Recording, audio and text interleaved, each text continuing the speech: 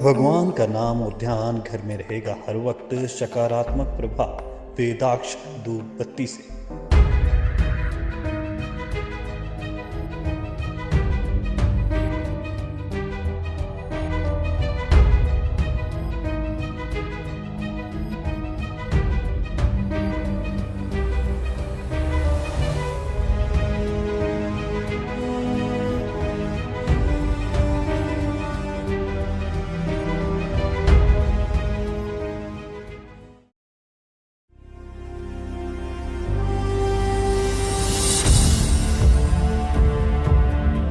National academy of medical sciences एक राष्ट्रीय संस्थान है।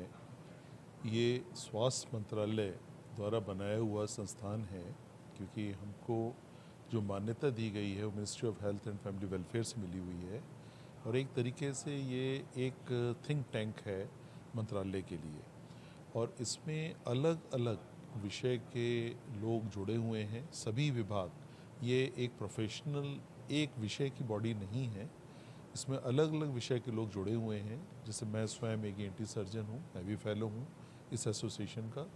ऐसी बेहोशी के लोग, हमारे बायोमेडिकल, बायोटेक्नोलॉजी, इंजीनियरिंग के लोग, जो अलग अलग एलाइड स्पेशलिटीज़ मेडिकल साइंस से रिलेटेड हैं, सबके लोग इससे जुड़े हुए हैं। हमारे यहाँ अलग अलग तरीके की इसमें मान्यता दी जाती है। कुछ लोग मेंबर होते हैं, जो युवा होते हैं वो पहले मेंबर बनते हैं, फिर एसोसिएट फेलो का एक पद दिया गया है, और जो चुन के कुछ लोगों को फेलोशिप प्रदान की जाती है। साल में पहले 30-35 लोगों को ये प्रदान की जाती थी, और अब लगभग 50 से 60 लोगों को हर साल फेलोशिप दी जाती है। इस साल भी 58 लोगों को फेलोशिप प्रदान की गई है, और पूरे देश में लगभग 900,000 फेलो हैं केवल, लेकिन इसके सदस्य की संख्या कम से कम 6 से 7 हज़ार लोग हैं। और हर साल जब ऐसा अधिवेशन होता है तो अलग अलग विषय के लोग साथ आते हैं, और जो विज्ञान में हमारे मेडिकल साइंस में चेंजेस हो रहे हैं, जो नए रिसेंट एडवांसेस हैं, जो एलाइड, जैसे अभी सुबह आपने देखा होगा आज के कार्यक्रम में बायोमेडिकल इंजीनियर बोले, IIT के लोग बोले, जो आर्टिफिशियल इंटेलिजेंस पे लोगों ने अपने विचार रखे, जो काम हो रहा है देश में विदेश में, और इसमें हम लोग एक दूसरे का सहयोग कैसे कर सकते हैं, अलग अलग विषय इस पे बहुत ज़्यादा संज्ञान लिया जाता है, और बहुत ही इस पर डिस्कशन किया जाता है कि ENT में हम मतलब यदि हम शुरू से करें, सबसे बड़ा आज के जो चुनाव, जो सबसे ज़्यादा सोच का विषय पड़ रहा है हम लोग के दिमाग में, वो वातावरण है, एनवायरनमेंट में मैं ख़ास तौर से एयर पोल्यूशन की बात करूँगा। हम लोग जो बात करते हैं कि उससे स्वास्थ्य पे, सांस नली, क्योंकि ENT नाक से लेकर फेफड़ों तक सांस का रास्ता होता है, तो हम दो भागों में बांटते हैं, ऊपरी और मतलब निचला हिस्सा सांस का। ऊपरी ENT वाले देखते हैं, निचला पल्मोनरी मेडिसिन वाले देखते हैं। तो जो ये प्रदूषण हो रहा है वायु का, उससे सबसे ज़्यादा बीमारियां हो रही हैं, उस पर हम लोग बात कर रहे हैं। दूसरा, एक हमने आप नाम सुना होगा NCD, नॉन कम्युनिकेबल डिजीज़, जिसमें डायबिटीज़, हाइपरटेंशन, मोटापा बढ़ने की वजह से कई बीमारियों की शुरुआत होती है। और मोटापे की वजह से एक बहुत आम लोगों का होता है खर्राटे आना, इसको हम स्नोरिंग कहते हैं।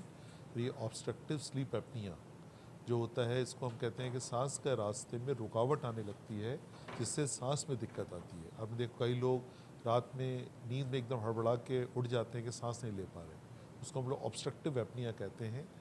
बहुत से लोगों को पता ही नहीं होता हम इस बीमारी से ग्रसित हैं, और ये बीमारी यदि कई दिनों तक इसको ना पहचाना जाए तो इसके परिणाम बड़े भयंकर होते हैं।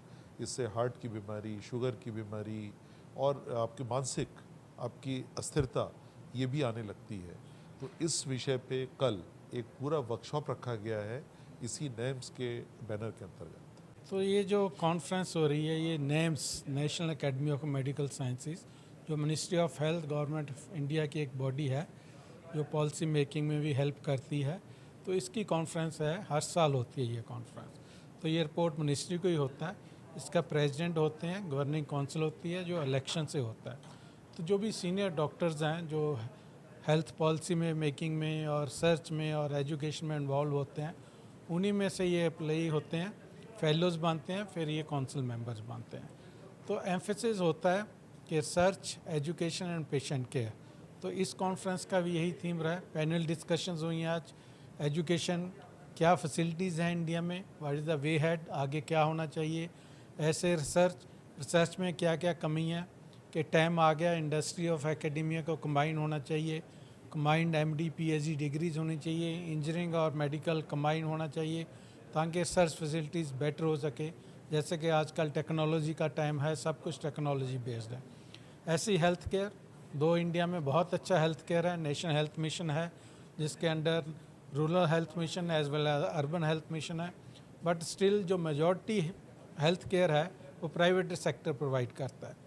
Still there is lot of disparities, इस पे बहुत ज़्यादा डिस्कशन हुई, सोचा गया कैसे कैसे क्या होना चाहिए।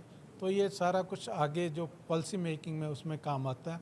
तो NAMS में जो फेलोज़ बनते हैं उनकी स्टैंडिंग होती है एजुकेशन में, रिसर्च में, रिसर्च पेपर्स होते हैं, अप्लाई करना पड़ता है। जैसे इस बार ऑलमोस्ट 300 कैंडिडेट्स ने अप्लाई किया और सिर्फ 56 और 58 फेलोज़ बने जो लिमिटेड हैं, तो हर फील्ड से लिए जाते हैं। तो बड़ा ट्रांसपेरेंट प्रोसेस है ये, जो फेलोज़ बनते हैं वही आगे जाके इसमें कंट्रीब्यूट करते हैं NAMS को।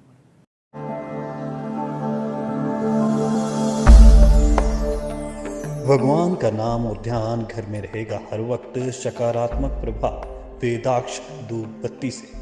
वेदाक्ष ज्योति सेवा संस्थान द्वारा अभिमंत्रित धूप बत्ती रोज, मोगरा और बेलपत्र की महक से लक्ष्मी का होगा वास। वेदाक्ष धूप बत्ती